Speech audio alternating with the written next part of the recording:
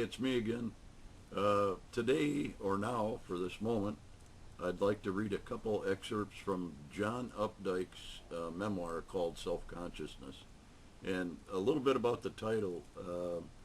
John Barth, and I think many other writers and a lot of critics, maybe Alfred Kazin, I always pronounce it Kazin, but I think it's Kazin, all say that self-consciousness contributes a great deal to writing.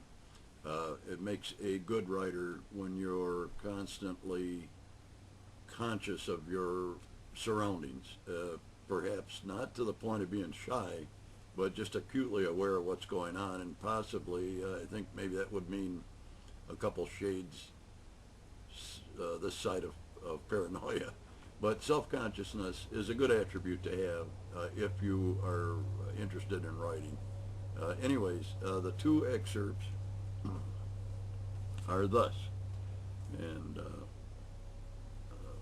early in his life, the child I once was sensed the guilt in things inseparable from the pain, the competition, the sparrow dead on the lawn, the flies swatted on the porch, the impervious leer of the bully on the school playground. The burden of activity, of participation, must plainly be shouldered and has its pleasures. But they are cruel pleasures. There is something cruel about crouching in a shelter and letting phenomena slide by. It was ecstasy. The essential self is innocent, and when it tastes its own innocence, knows that it lives forever. If we keep utterly still, we can suffer no wear and tear, and will never die. He's being ironic there. That's a good guess. But he was an extremely self-conscious kid, and has become one of the better writers.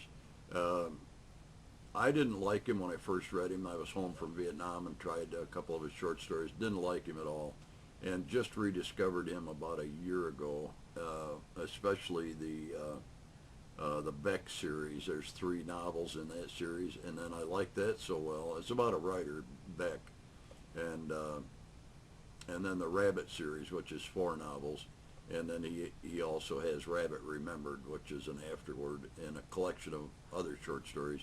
And I can pull some of that stuff in the future. But the second excerpt I'd like to read is, I can only retrospectively guess at, but I still carry intact with me my happiness when, elevated by the thickness of some books to the level of my mother's typewriter, I began to tap the keyboard and saw the perfect letter forms leap up on the paper rolled around the platen. It was a little portable Remington with elite type.